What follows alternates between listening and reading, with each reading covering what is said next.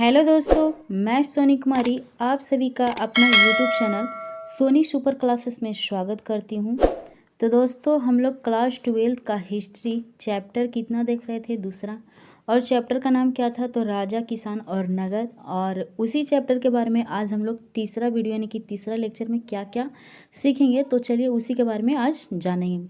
और दोस्तों, आप 2026 में एग्ज़ाम देने वाले हैं तो और अच्छे मार्क्स लाना चाहते हैं तो वीडियो को लाइक और चैनल को सब्सक्राइब कीजिएगा और वीडियो को पूरा ज़रूर देखिएगा। तो चलिए मैं स्टार्ट करती हूँ। तो यहाँ पे है क्या है, यहाँ पे क्या है जानने को हम लोग को। तो देखिए, मेगास्थनीज के बारे में कुछ यहाँ पे पॉइंट करके लिखी हुई है।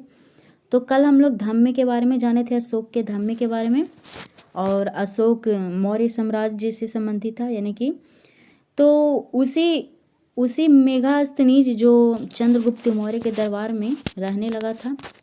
तो हम ये जो कल बताए थे हम लोग कि क्या जाने थे कि मेगास्थनीज जो है एक पुस्तक भी लिखा था, जिस पुस्तक का नाम था इंडिका। तो उसी पुस्तक में ये वर्णित किया गया है मेगास्थनीज के कि मेगास्थनीज ने सैनिकों के गतिविधियों का संचालन करने हेतु एक समिति और क्या है 6 उप समितियों का वर्णन किया है उस पुस्तक में, इंडिका में। ध्यान रखिएगा, ये मेगास्थनीज की पुस्तक इंडिका में ऐसा लिखा हुआ है कि वहाँ मौर्य साम्राज्य को गतिविधियों को चलाने के लिए एक समिति और 6 उप समितियों का वर्णन किया गया है। तो पहला समिति का काम क्या काम था, यानी कि पहला उप समितियों का काम क्या था, तो नौसेना का संचालन करता था।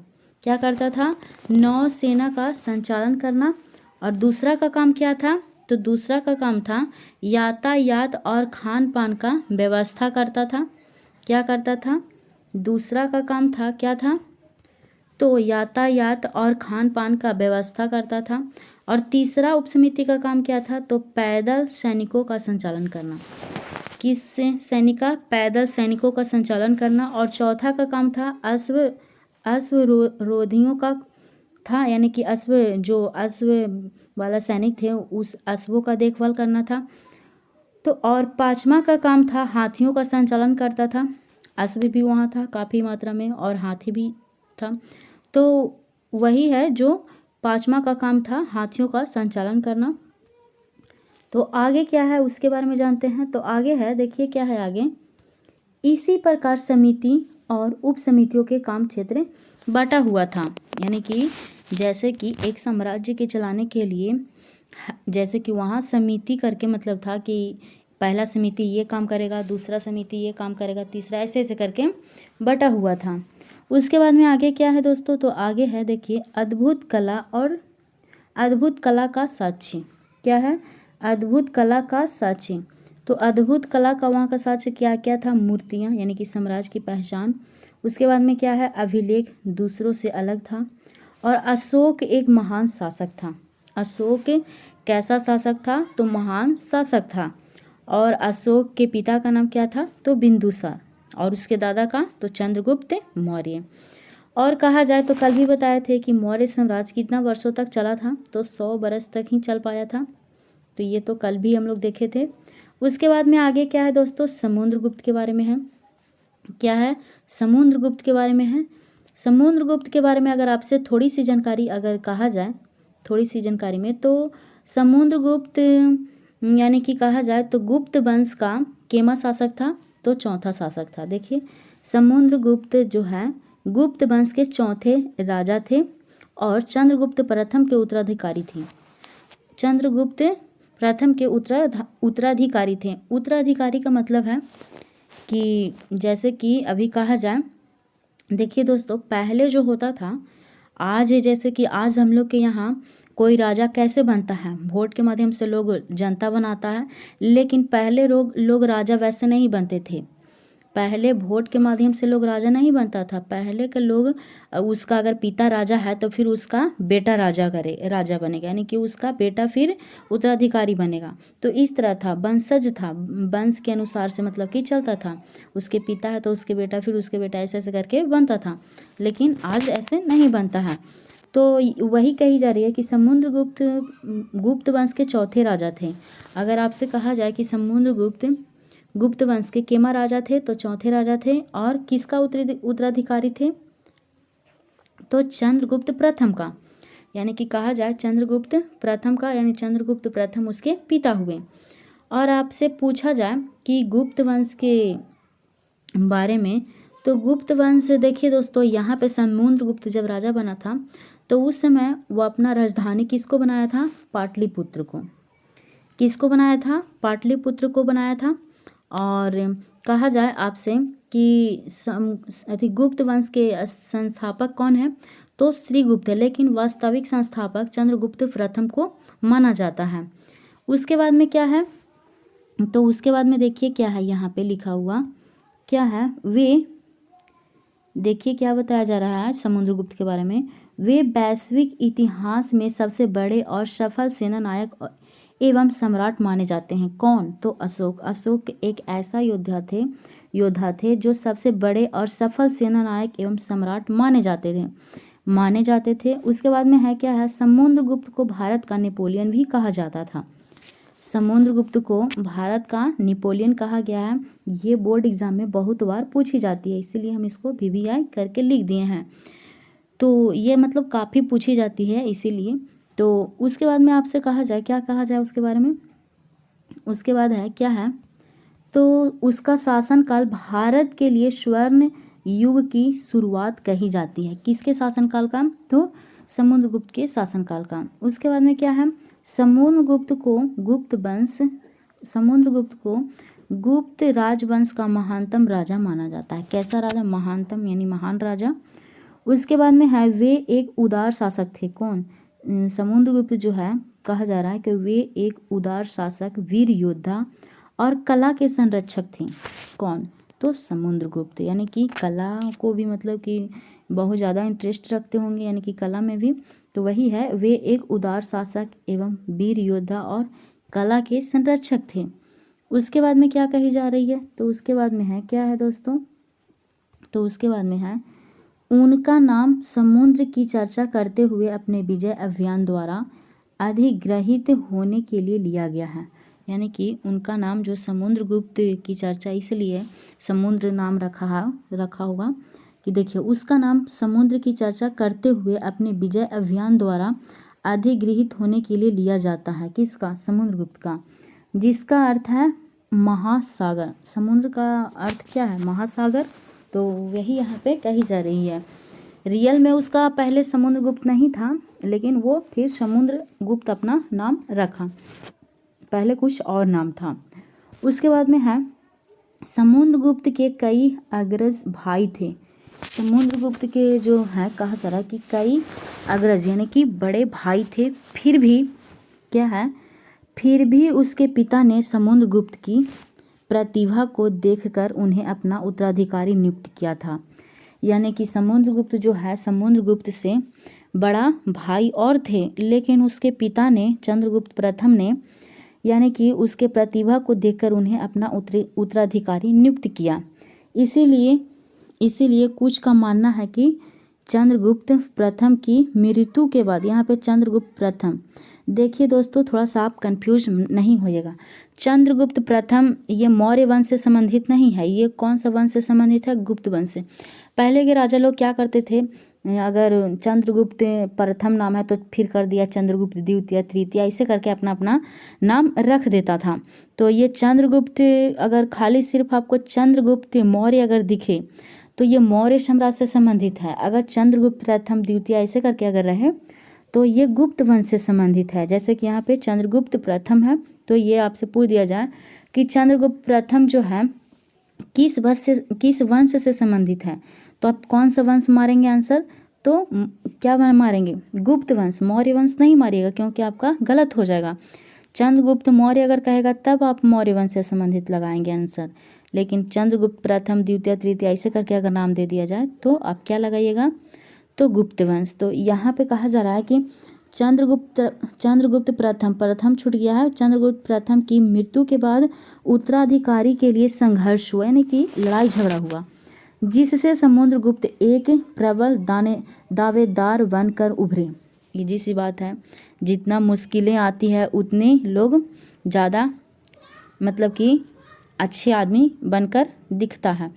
तो उसी प्रकार से यहाँ पे कहा जा रहा है कि मृत्यु के बाद उत्तराधिकारी के लिए संघर्ष हुआ, जिससे समुद्रगुप्त एक प्रबल दावेदार बनकर उभरे, यानी कि एक और अच्छा योद्धा के रूप में साबित हुए। उसके बाद में आगे क्या है दोस्तों, तो देखिए आगे क्या है, आगे है क्या कहा जा रहा है आगे, तो आगे है देखिए क्या है, कहा जाता है कि समुद्रगुप्त ने शासन पाने के लिए अपने प्रतिद्वंदी अग्रज राजकुमारों को काढ़ा को हराया था। किसको हराया, तो यहाँ पे देख सकते हैं। उसके बाद में है समुद्रगुप्त का नाम सम्राट अशोक के साथ जोड़ा जाता है। समुद्रगुप्त का नाम जो है किससे जोड़ा जाता है, तो अशोक से जोड़ा जाता है, जोड़ा जा रहा है। हालांकि वे दोनों एक दूसरे से बिल्कुल भिन्न थे। अशोक का नेचर अलग था, समुद्रगुप्त का अलग था, लेकिन फिर भी एक दूसरे के साथ जोड़ा जा रहा है। एक अपने विजय अभियान के लिए जाने जाते हैं, यानी कि एक समुद्रगुप्त जो है अपने विजय अभियान के लिए जाने जाते हैं, तो दूसरे जो है अपने धुन के लिए जाने जाते हैं।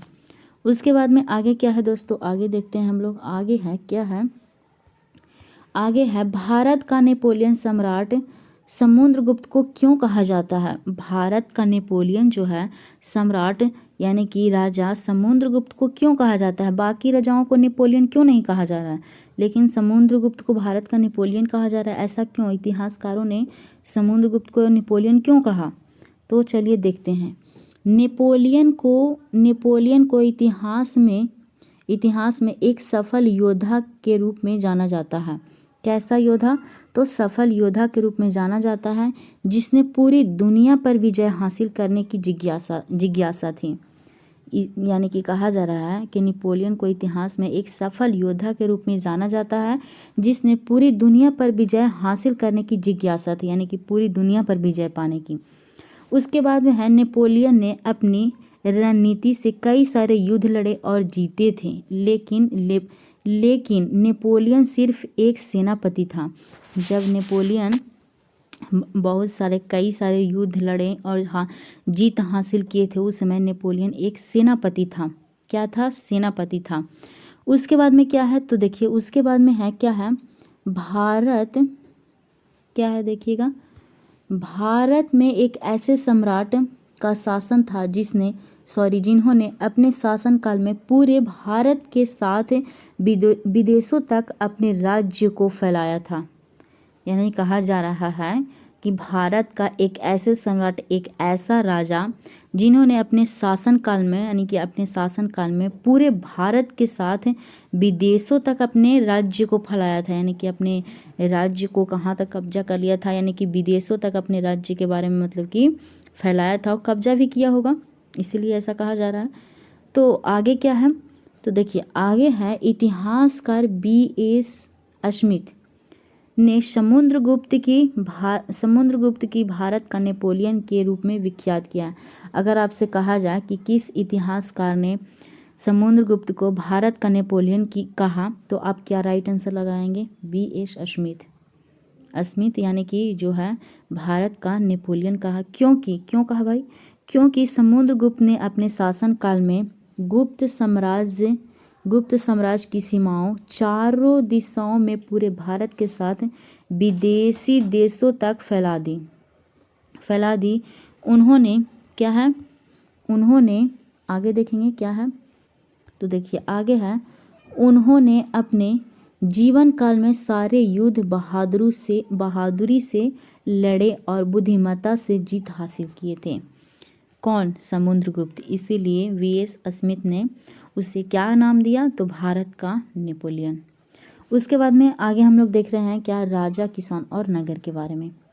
ये भी आपको बुक में ही दिया हुआ है, लेकिन आप यहाँ से राजा किसान के बारे में जानते हैं। तो देखिए क्या है कि दक्षिण के सरदार और राजा कैसे होते थे।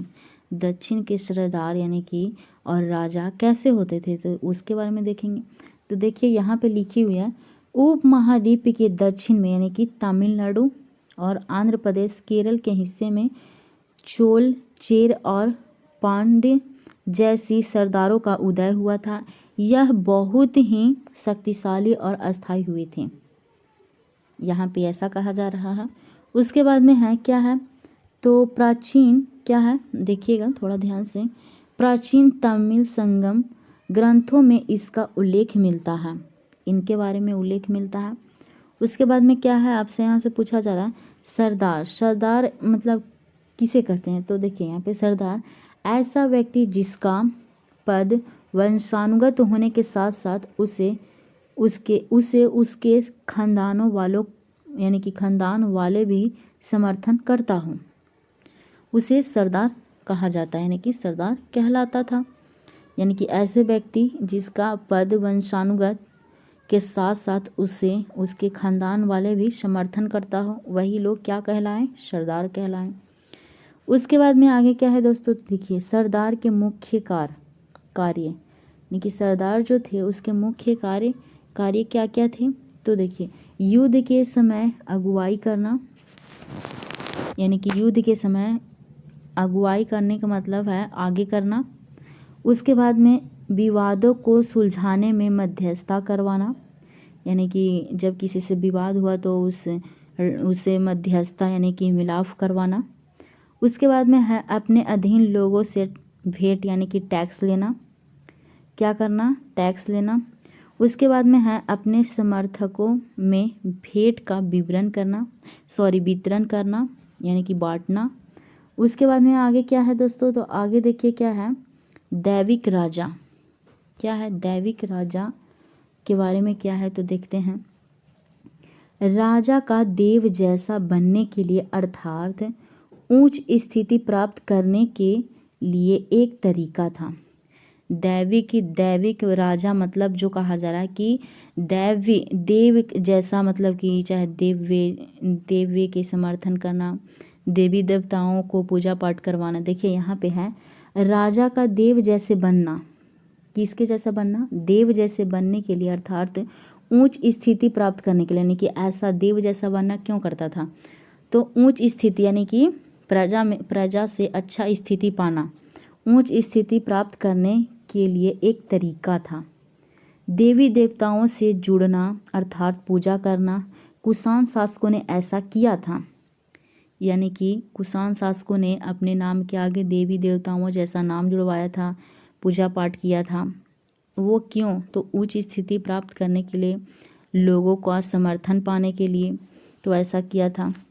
तो यहाँ पे है यूपी, यानी कि यूपी के मथुरा में माट के समीप एक देव स्थान पर कुषाण शासकों की बड़ी मूर्ति लगाई गई थी। कुषाण राजाओं के बारे में बताया जा रहा है कि यूपी के मथुरा में माट के समीप एक देव स्थान पर कुषाण शासकों की बड़ी मूर्तियां लगाई गई थी। किसकी, तो कुषाण शासकों की, यानी कि कुषाण राजाओं की। उसके बाद में क्या है, तो उसके बाद में है क्या है, उसके बाद में है देखिए कुषाण, क्या है, कई कुषाण शासक अपने नाम के आगे देवपुत्र की उपाधि का भी प्रयोग किया। जैसे कि कहा जा रहा है कि कई कुषाण शासकों ने अपने आगे यानी कि अपने नाम के आगे देवपुत्र की उपाधि लगाया। किसकी उपाधि, तो देवपुत्र की उपाधि का भी प्रयोग किया था। उसके बाद में है क्या है, उसके बाद में, तो उसके बाद में है क्या है, उसके बाद में है, उसके बाद में कहा जा रहा है कि समांत, क्या है, समांत शक्तिशाली वाले होते थे। समांत कैसे होते थे, तो शक्तिशाली वाले होते थे, और वह राजा भी बन जाते थे। क्या बन जाते थे, राजा भी बन जाते थे। जो राजा कमज़ोर होते थे वह बड़े शासक के अधीन हो जाते थे। यानी कि जो राजा कमज़ोर होते थे वो किसके अधीन हो जाते थे, तो बड़े शासकों यानी बड़े राजाओं के साथ अधीन, यानी कि उससे मिलाप कर लेते थे, यानी दोस्ती समझिए कि बन जाते थे। उसके बाद में आगे क्या है, तो आगे है देवता और देवताओं का उपनाम। कौन से देवता का क्या उपनाम था, तो देखिए यहाँ पे कुबेर है। कुबेर का उपनाम क्या है, तो कुबेर का उपनाम है धन का देवता। और वरुण का उपनाम क्या है या अन्य नाम, तो समुद्र देव। और इंद्र देव का क्या नाम है, तो यहाँ पे देखिए इंद्र का क्या है, तो वर्षा के देवता। और यम का उपनाम क्या है, तो मृत्युदेव। तो इस तरह देवताओं का उपनाम भी है। तो नेक्स्ट आगे क्या है, तो दोस्तों आगे है क्या है, आगे उसको देखिएगा। आगे क्या है, जनता के बीच राजा की छवि। जनता के बीच राजा की छवि। तो यहाँ पे देखिए क्या है, जनताओं के बीच राजा की छवि कैसी थी, यानी कि जनताओं के बीच राजा की छवि कैसी थी, अर्थात प्रजा राजा से दुखी थे या खुश थे। राजा से प्रजा यानी कि जनता जो है खुश थे कि दुखी थे। तो इसको जानने के लिए भी इतिहासकारों ने काफ़ी कोशिश की, यानी कि इतिहासकारों ने इसके जानने के लिए कई प्रयास किए होंगे। उसके बाद में कहा जा रहा है कि एक कहानी में बताया गया है कि जब राजा अपनी पहचान बदलकर अपना प्रजा के बीच या अपने लोगों के बीच गए तो एक एक करके सब ने अपने दुखों के लिए राजा को भला बुरा कहा। यानी कहा जा रहा है कि एक कहानी में बताया गया है कि जब राजा अपनी पहचान बदलकर, यानी कि राजा प्रजा के बातों को जानना होता था तो राजा क्या करता था, अपनी पहचान को बदलकर, यानी कि जैसे कि आम जनता की तरह बनकर जाता था और उन लोगों के बीच में जाकर बातें को सुनता था। यह एक कहानी में बतलाया गया है। उसके देखा अपने लोगों के बीच गए तो एक एक करके सब ने अपने दुखों के लिए राजा को भला बुरा कहा। राजा को क्या कहा, भला बुरा क्या कहा, यानी कि अच्छा कार्य नहीं कि करता होगा तभी तो लोग भला बुरा कह रहा होगा। उसके बाद में है देखिए क्या कह रहा है, ये कहानियाँ जो ये हम अभी बताएं कि भला बुरा राजा को कहता था, तो ये कहानियाँ मौखिक थी। ये कहानियाँ कैसी थी, मौखिक थी। फिर बाद में इन्हें पाली भाषा में लिखा गया। ये जो भी हम बताएं ये फिर किस भाषा में लिखा गया, तो पाली भाषा में लिखा गया। उसके बाद में है क्या है, गंध तिंदु जातक कहानी में प्रजा के दुखों के बारे में बताया गया है। क्या बताया गया है, तो प्रजा यानी कि जनता के दुखों के बारे में बताया गया है। उसके बाद में है क्या है, लोगों का राजा से दुखी होने का कारण। तो देखिए यहाँ पे क्या है, रात में चोर डकैत आकर प्रजा के घर यानी कि प्रजा के घर ले जाते थे, यानी कि प्रजा के घर से लूटपाट के ले जाते थे, जिस पर राजा कठोर कार्रवाई नहीं करते थे। यानी कि जो प्रजा यानी कि जनता जो है राजा से क्यों दुखी होता था, तो देखिए रात में चोर डकैत जो है आकर प्रजा के घर से यानी कि डकैती यानी कि चोरी करके ले जाते थे, जिस पर राजा कठोर कार्रवाई नहीं करता था। इसीलिए और क्यों दुखी था, तो यहाँ पे है कर यानी कि टैक्स इकट्ठा करने वाले अधिकारी ज़बरदस्ती कर वसूलते थे। यानी कि जो गरीब रईसम थे, जो अच्छे से अपना भोजन भी नहीं कर पाते थे, उन लोगों से भी बरियारी करके उस राजा का अधिकारी जो है ज़बरदस्ती कर वसूली करता था। इसलिए प्रजा वहाँ के यानी कि कुषाण वंश के लोग कहिए तो दुखी था। उसके बाद में है क्या है, तो देखिए उसके बाद में कहा जा रहा है क्या है, तो राजा जो है क्या है, राजा अपना राज्य कोष यानी कि खजाना को भरने के लिए बड़े बड़े चीज़ों की मांग करते थे। कौन, राजा। तो इसीलिए वहाँ की प्रजा जो थी तो दुखी थी। तो दोस्तों अब आगे की जानकारी हम लोग नेक्स्ट वीडियो में करेंगे। तो दोस्तों कैसी लगी मेरी वीडियो, अगर अच्छी लगी हो तो वीडियो को लाइक कीजिएगा और चैनल को सब्सक्राइब कीजिएगा। और दोस्तों 1 से 2 बार वीडियो को ज़रूर देखिएगा ताकि आपको पूरी कहानी समझ में आ जाए। फिर मिलेंगे नेक्स्ट वीडियो में। थैंक यू, धन्यवाद।